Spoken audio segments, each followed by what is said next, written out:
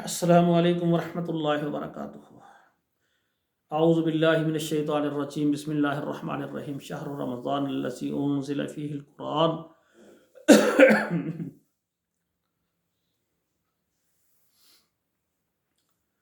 ناظرین کرام، اللہ کی رحمت سے یہ رمضان المبارک کا مہینہ پھر سے ہماری زندگی میں آیا ہے۔ یہ اللہ کا کرم ہے کہ اللہ نے ہمیں پھر اتنی مہلت دی، اتنی عمر اللہ نے ہمیں دی کہ ہم رمضان کو ہم نے پا لیا ہے۔ آج اللہ کی رحمت سے پاکستان میں پہلا روزہ اور سعودی عرب یورپ میں دوسرا روزہ ہوگا۔ تو سب سے پہلے میری گزارش ہے کہ رمضان شروع ہوتے ہی استغفار کریں، اپنی زندگی کے سارے گناہ اللہ سے کہیں معاف کر، اور معاف کرنے کے بعد یہی بس نہیں کرنی، کہنا یا اللہ میرے گناہ معاف کر کے گناہوں کو نیکیوں کے اندر بدل دے۔ اور آگے پھر حقوق العباد ہوتے ہیں، اگر آپ نے کسی کا قرض ادا کرنا آپ ادا کریں۔ اگر آپ مجبور ہیں اللہ سے دعا کریں یا اللہ میرے کاروبار کو اتنا وسیع کر دے کہ میرا قرض تو ادا کر دے۔ اللہ سے دعا کریں اللہ جتنے مسلمان ہیں خواتین و حضرات، ان کا قرضہ تو اپنے ذمے لے لے، ان کے کاروبار میں اتنی برکت ڈال دے کہ ان کا سارا قرض جو ہے اتر جائے۔ اس کے لیے دعا ہے رسول اللہ نے جو صحابی کو سکھائی تھی، اور اس کا سارا قرض اتر گیا تھا، اللہم اکفنی بحلالک عن حرامک واغننی بفضلک عمن سواک۔ تو ناظرین کرام، رمضان کا روزہ رکھیں، قرآن کی تلاوت کریں، کم سے کم روزانہ ایک پارہ ضرور پڑھیں۔ مہینے میں جو ہے کم سے کم جو ہے آپ ایک قرآن ضرور ختم کریں، اور جن کو اللہ نے ماشاءاللہ قرآن سے محبت دی ہے وہ ہر نماز کے بعد صرف اگر آدھا گھنٹہ ٹائم دے دیں ایک پارہ ختم ہو جایا کرے گا۔ اگر ایسا ایسا پڑھیں گے، ٹھہر ٹھہر کے پڑھیں گے، تو ایک گھنٹے کے اندر ایک پارہ ختم ہو جائے گا۔ ہر نماز کے بعد ایک گھنٹہ دیں، مہینے کے 5 قرآن مجید ختم ہو جائیں گے۔ اور اگلی بات یہ ہے کہ کچھ حقوق العباد ہے جس میں غیبت ہے یا کسی کے ساتھ ظلم زیادتی کرنا ہے، زبان کی یا ہاتھ کی۔ پہلی بات یہ ہے کہ انسان اپنی زندگی میں جس پر انسان نے ظلم زیادتی کیا اس سے بذات ہی معافی مانگے، اور اس کا طریقہ ہے پہلے اللہ سے دعا کرے، یا اللہ پہلے تو میرا مالک ہے مجھے معاف کر دے، اس کے بعد اگر تیرا بندے پر میں نے زیادتی کی ہے مجھے اس سے معافی لے دے۔ پہلے اللہ سے مدد کریں، اللہ کے سامنے التجا کریں، یا اللہ میں تیرے ساتھ بھی میں صلح کرنا چاہتا ہوں، میں شیطان کے پیچھے لگ گیا، اللہ اب صرف تیری بات مانوں گا، تیرے بندوں پر میں نے بڑے ظلم کیے ہیں، قرض میرا جو ہے وہ ادا کر، میرے مال کو بڑھا دے میں اس کو دوں، اور جن کے ساتھ میں نے زیادتی کی ہے اللہ مجھے تو معافی لے کر دے۔ جب اللہ سے مدد طلب کر لیں گے پھر جا کر اس کو کہیں گے بھائی میں نے تجھ سے فلاں معاملے میں میری زیادتی ہوگی مجھے معاف کر دے، وہ بندہ فوراً کہے گا کوئی بات نہیں یار آپ آ گئے ہیں، یہ مسئلہ ختم ہو گیا۔ آپ یہ بھی کہہ سکتے ہیں بھائی اگر بدلہ لینا ہے تو ابھی لے لو، قیامت والے دن میں آپ کے سامنے مجرم نہ ہوں۔ تو امید ہے اللہ ذوالجلال اس کے دل میں ڈال دیں گے تو وہ بدلہ بھی نہیں لے گا اور معاف کر دے گا، خوش ہو جائے گا کہ یار اگر اس نے زیادتی کی ہے تو آج اللہ کے عذاب سے ڈرتا ہوا میرے پاس آ گیا ہے۔ تو میری آپ سب بھائیوں سے گزارش ہے کہ رمضان المبارک میں قرآن پڑھیں، زیادہ سے زیادہ پڑھیں، استغفار کریں، اذکار کریں، نماز جماعت کے ساتھ 5 وقت پڑھنے کے مکمل اہتمام کریں، اپنے بیٹوں اور بیٹیوں کو بھی روزے رکھوائیں، ان کو بھی استغفار اور اذکار پر لگائیں، اور رات کو جو ہے نماز تہجد جس کو نماز تراویح بھی کہتے ہیں، قیام اللیل بھی کہتے ہیں، یہ التزام کے ساتھ کریں۔ کوئی بندہ سارا دن اتنا کام کرتا ہے، تھکا ہوتا ہے، چور ہوتا ہے، بڑی مشکل سے رات پھر صبح، پاکستان کے جو مالی حالات ہیں بھائیوں کے، مجبور ہوتا ہے روزہ رکھ کے اس نے سارا دن مزدوری کرنی ہوتی ہے، اس سے بھی میری گزارش ہے کم سے کم جو ہے 2 رکعت ضرور پڑھ لے، ضرور پڑھ لے، تاکہ تہجد والوں میں آپ کا نام درج ہو جائے۔ باقی رسول اللہ کا طریقہ کار ہے، آپ رمضان میں غیر رمضان میں 8 تراویح اور 3 وتر یا 1 وتر 9 یا 11 پڑھتے تھے۔ اما جان عائشہ رضی اللہ تعالیٰ عنہ فرماتی ہیں رمضان ہو یا غیر رمضان آپ اس سے زیادہ نہیں پڑھتے تھے، آپ قیام لمبا فرماتے تھے، تعداد اتنی رکھتے تھے۔ آج کل ہمارے بعض بھائی ہیں وہ تعداد بڑھا دیتے ہیں، قیام کم کر دیتے ہیں۔ میرے بھائیوں تعداد بڑھانا یہ سنت سے نہیں ہے، اگر آپ سنت پر عمل کرنا چاہتے ہیں اجر بھی زیادہ ہے، اللہ بھی راضی ہو گئے، تو آپ 9 سے 11 سے زیادہ نہ پڑھیں، ٹھیک ہے نا۔ تو اس کے دلائل بھی ہیں، باقی اس معاملے میں میں بحث اور تکرار نہیں چاہتا، کیوں کہ یہ دن جو ہے فتویٰ بازی کے نہیں ہیں، لڑائی جھگڑے کے نہیں ہیں، اختلافی مسائل کے نہیں ہیں، بلکہ یہ اللہ کے قریب ہونے کے ہیں۔ ہر بھائی جو بھی ہے قیام اللیل وہ اپنے عالم دین کو ایک ہی پوچھے کہ رسول اللہ صلی اللہ علیہ وسلم نے رمضان اور غیر رمضان کتنا قیام کیا ہے، کتنی رکعتیں پڑھی. آپ کسی بھی عالم دین کو کہیں کہ آپ عالم دین ہیں، آپ ہمیں صحیح مسئلہ بتائیں. اگر آپ غلط بتائیں گے قیامت کے دن آپ مجرم ہوں گے.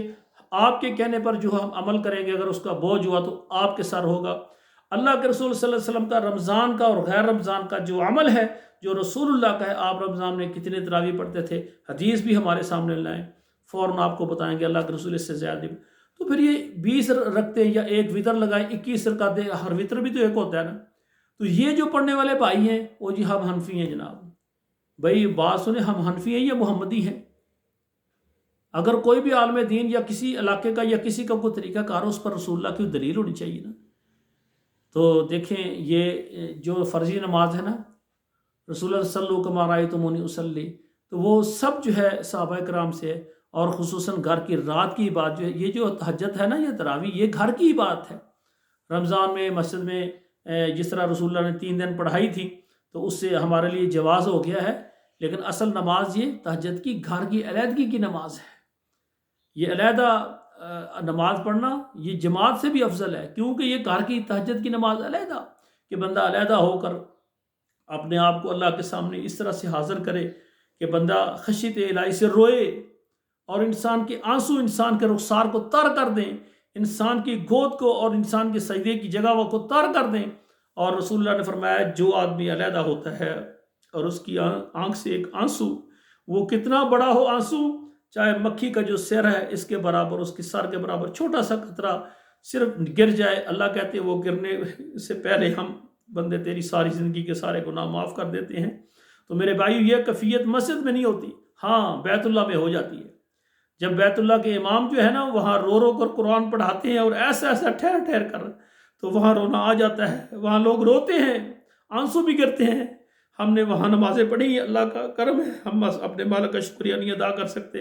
لیکن پاکستان میں جو مساجد ہیں اکثریت تو ایسی ہے، کوئی اتنی تیز قرات پڑھتے ہیں یا لمون تالمون کی سمجھ آتی ہے، باقی پتہ ہی نہیں کیا کر رہے ہیں. اور جو دوسری مساجد ہیں ایسا ایسا جہاں پڑھتے ہیں، وہاں لوگ صرف آواز کو خوبصورت بنانے میں اور خوبصورت آواز سننے کے لیے جاتے ہیں. ایسے قراء جو رو رو کر نمازیں پڑھاتے ہوں، ان کے پیچھے بھی نماز پڑھنے سے خشیت الہی یہ رونا آ جاتا ہے. میرے بھائیوں، آپ سے گزارش ہے، سب بھائی جو پوری دنیا مجھے دیکھ رہے ہیں، ایک دعا میرے لیے بھی کر دیں کہ اللہ مجھے قرآن مجید کی خدمت کرنے کے لیے قبول فرما لے. الحمدللہ اسلام آباد کے اندر میں ایک دینی ادارہ بنا رہا ہوں.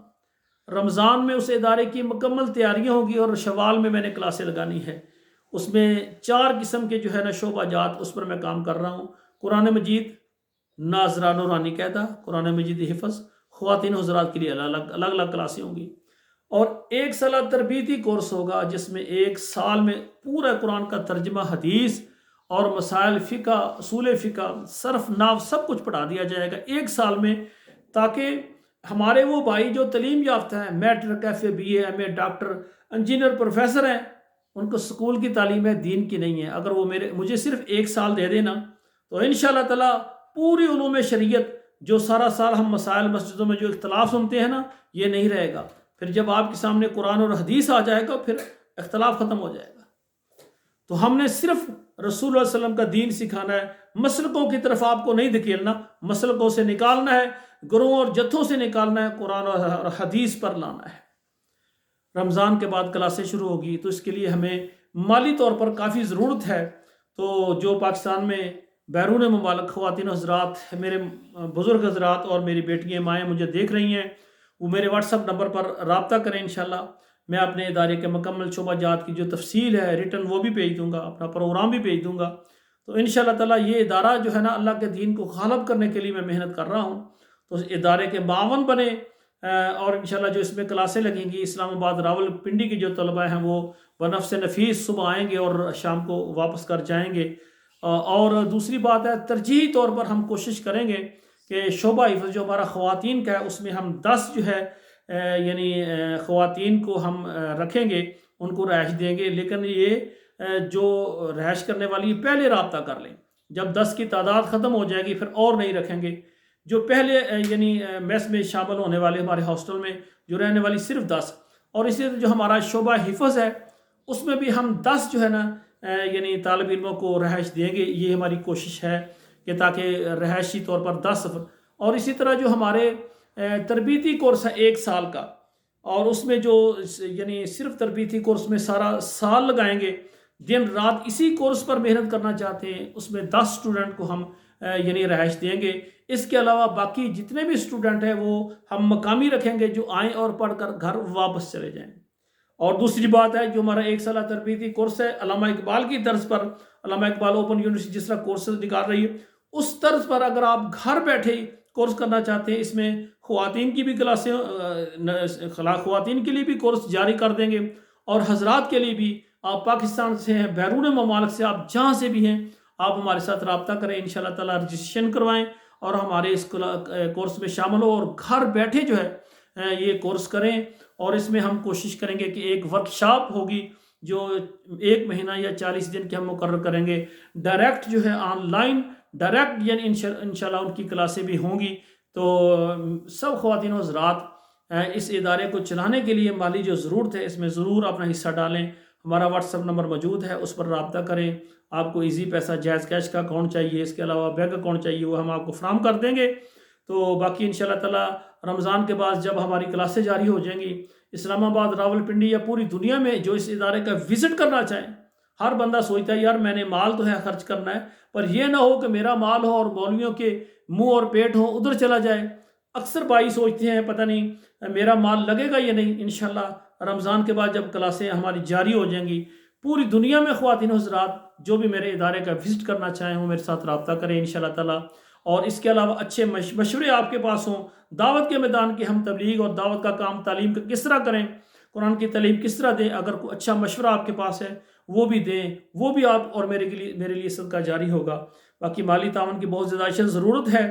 میں چاہتا ہوں کہ ادارے کے سارے معاملات، اس میں ادارے کے اندر جو ہے ہم نے یعنی قلین بچھانے ہیں، فرنیچر کی ضرورت ہے، اور دینی کتابوں کی ایک لائبریری بنانی ہے، اور بچوں کے لیے بھی کتابیں لینی ہیں، اور اس کے علاوہ جو ہے اس ادارے کے لیے ہم نے سولر سسٹم کا بھی انتظام کرنا ہے، وہ بھی خرچ ہوگا۔ ہماری لاگت 10 لاکھ تک بھی آ سکتی ہے اس ادارے میں، جب سولر سسٹم اس میں شامل کریں گے۔ اور اس ادارے میں ایک دعوت کے لیے لاؤڈ سپیکر بھی ہمیں ضرورت ہوگا، تاکہ ان کے جو پروگرام ہوں گے ان کے لیے، تو اگر کوئی مجھے دیکھنے والے، اس سولر سسٹم تقریباً 5 لاکھ کا ہوگا، اگر کوئی سولر سسٹم لگا کر دینا چاہیں، خود کاریگر بھیجیں، لگا کر چلے جائیں، ہمیں پیسے نہ دیں۔ اسی طرح اس کے جو ہے قالین، فرنیچر ہے، رابطہ کریں، پیمائش لیں، یا مثال کے طور پر آرڈر دیں، خود یعنی اپنے ہاتھ سے آپ کام کر سکتے ہیں۔ اللہ کا احسان ہے، ہم نے آپ کے لیے ایک میدان مہیا فرما دیا ہے۔ اسی طرح دینی کتابیں ہیں، اس میں آپ کہیں کہ بتائیں کون کون سی کتابیں، ہم لکھ دیں گے، آپ خرید کر ہمارے ادارے میں بھیج دیں، ٹھیک ہے نا۔ اور بچوں کے لیے کتابیں ہیں، جو ہمارا درس نظامی 1 سال کا جو کورس ہے ہمارا تربیتی کورس، اس کے لیے کتابیں چاہیے۔ اگر کوئی بندہ کہتا ہے کہ میں لے کر دیتا ہوں، ہم سارا نصاب لکھ دیتے ہیں، آپ خرید کر ہمارے ادارے کو بھیج دیں۔ الحمدللہ ہم نے تو وہ کام کرنا ہے جو خواتین و حضرات جو خرچ کرنا چاہتے ہیں۔ اور آخری بات، اس ادارے کے لیے میں رمضان کے بعد تقریباً 2 ایکڑ جگہ خریدنا چاہتا ہوں، جس میں جامع مسجد اور یہ ادارہ، اس کا نام محمد الرسول ایجوکیشن کمپلیکس اسلام آباد رکھا ہے۔ اور اس ادارے میں جو جامع مسجد بنانی، جامع مسجد خاتم النبیین صلی اللہ علیہ وسلم، میں نے یعنی اس کا تجویز کیا ہے نام، تو انشاءاللہ یہ ادارہ اس کے لیے جگہ بھی لینی ہے۔ پوری دنیا میں جو مسجد بنانا چاہتے ہیں، مدرسہ بنانا چاہتے ہیں، اس میں حصہ ڈالنا چاہتے ہیں، جو بھی آپ کرنا چاہیں، اس ادارے کو یاد کریں۔ انشاءاللہ قیامت والے دن یہ ادارہ آپ سب کے لیے اور میرے لیے ضرور مغفرت کا سامان اور باعث بنے گا۔ تو میرا واٹس ایپ نمبر موجود ہے، اس پر رابطہ کریں، انشاءاللہ اللہ تعالیٰ خیر کریں گے، انشاءاللہ تفصیل آپ کو دیں گے۔ اللہ ذوالجلال ہمیں رمضان میں ان لوگوں میں اس لسٹ میں شامل کرے جن کو اللہ نے پہلے روزے ہی، پہلی رات ہی رمضان کے اللہ نے کہا جاؤ میں نے تجھے معاف کر دیا۔ یا اللہ ہمارے پاس ایک ہی عمل ہے، لا الہ الا اللہ محمد رسول اللہ۔ ہم یا اللہ وعدہ کرتے ہیں ہم تیرے علاوہ کسی کی عبادت نہیں کریں گے، تیرے ساتھ شرک نہیں کریں گے، اور ہم جتنے اعمال کریں گے یا اللہ تیرے نبی کی سنت کے مطابق کریں گے۔ ہمارے جتنے گناہ ہیں اللہ ہمیں معاف فرما دے، آگے گناہوں سے ہمیں محفوظ فرما۔ اللہ اگر تیری توفیق نہ ہو ہم گناہ سے نہیں بچ سکتے، ہمیں گناہوں سے محفوظ فرما۔ تو میرے لیے اب اپنے لیے دعائیں کریں، اللہم اجرنا من النار، اللہم اجرنا من النار، یہ دعا کریں یا اللہ ہمیں جہنم کی آگ سے بچا، اور اسی طرح یا اللہ ہمیں جنت الفردوس عطا فرما، اور وہ لسٹ جس میں جنتی ہیں اس لسٹ میں ہمارا نام داخل کر دے۔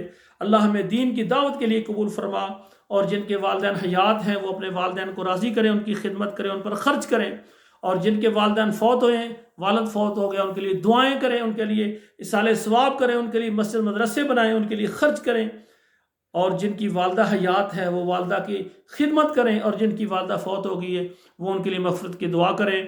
تو دعا ہے میری تمام نافرمان جو ہے وہ اللہ سے معافی مانگے، ماں باپ سے معافی مانگے اور ان کی خدمت کریں۔ اور اسی طرح جو مرد حضرات ہیں جو اپنی بیویوں کا خیال رکھتے ہیں تو بہت اچھی ہے، اور جو ظالم ہیں، کنجوس ہیں، وہ ساری دنیا کے لیے تو بڑے رحم دل ہیں، لیکن اپنی بیوی کے لیے سخت رو ہیں اور اس پر ظلم زیادتی کرتے ہیں، وہ بھی رمضان میں معافی مانگیں اور اپنی بیوی کا خیال رکھیں۔ اور اسی طرح ہماری وہ بہنیں بیٹیاں جو تھوڑا سا سخت طبیعت رکھتی ہیں اور اکھڑ مزاج ہیں، اپنے شوہر کی نافرمانی کرتی ہیں، یہ نہ ہو کہ نافرمانی میں رمضان بھی گزر جائے، ادھر سے شوہر ناراض ہے، ادھر سے رب ناراض ہے، یہ رمضان روزے یہ سارے جو ہے یہ پانی میں بہہ جائیں۔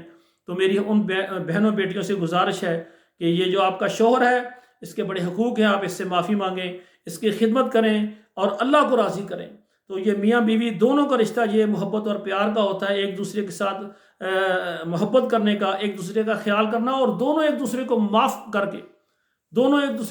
کر کے زندگی گزاریں۔ یہ کچھ گزارشات ہیں، کچھ بھائی ناراض بھی ہوں گے، لیکن آپ تک ایک پیغام پہنچانا ضروری ہے، کیونکہ شکایات کافی موصول ہوتی ہیں کہ مرد حضرات اور اس سے کام تو گھر کا سارا لیتے ہیں، لیکن اس کا علاج، اس کی خدمت، اس کا لباس کا بالکل خیال نہیں رکھتے۔ اور اسی طرح کافی خواتین ایسی بھی ہیں جو بہت زیادہ فرما بردار ہیں، وہ جناب فاقے کاٹ کر بھی اپنے شوہروں کی عزت کے لیے جناب لڑتی ہیں، محنت کرتی ہیں، بچوں کے لیے وہ خود مزدوری محنت بھی کرتی ہیں۔ ایسی تو قابل داد اور قابل فخر ہماری بہنیں، اللہ ان کو دنیا میں بھی اللہ تعالیٰ ان کو رحمتیں ان پر نازل فرمائے اور آخرت میں ان کو جنت عطا فرمائے۔ بعض ایسی خواتین ہیں جو بہت سخت طبیعت کی ہیں، جو بچوں پر بھی وہ ایک ظالم ماں ہوتی ہیں اور اپنے شوہر کے لیے ظالم بیوی ہوتی ہیں، تو ان کو چاہیے کہ ابھی اللہ کے ساتھ سلوک کریں، اور اللہ نے جو والدین کا اور بچوں کا مقام ہے، اپنے بچوں کو اگر آپ نہیں پیار محبت دیں گے تو کون دے گا؟ کئی والدین بچوں کو بہت مارتے پیٹتے ہیں، یہ بھی ظلم کی بات ہے۔ بچوں کو اسلامی تعلیم دیں، اسکول کی تعلیم دیں، دین کی تعلیم دیں، اور ان کے ساتھ محبت سے پیش آئیں۔ آج کا میرا درس تھوڑا سا لمبا ہو گیا ہے، لیکن آپ سے گزارش ہے، اصلاحی درس ہے، تو آپ کے موبائل میں جتنے نمبر ہیں 5 نمبروں پر ضرور اس ہمارے پروگرام کو شیئر کریں، اور جو ہمارے ادارے کے ساتھ تعاون کرنا چاہیں وہ ہمارے واٹس ایپ نمبر پر آئیں۔ اللہ ذوالجلال ہمیں عمل کرنے کی توفیق عطا فرمائیں۔ والسلام علیکم ورحمۃ اللہ وبرکاتہ۔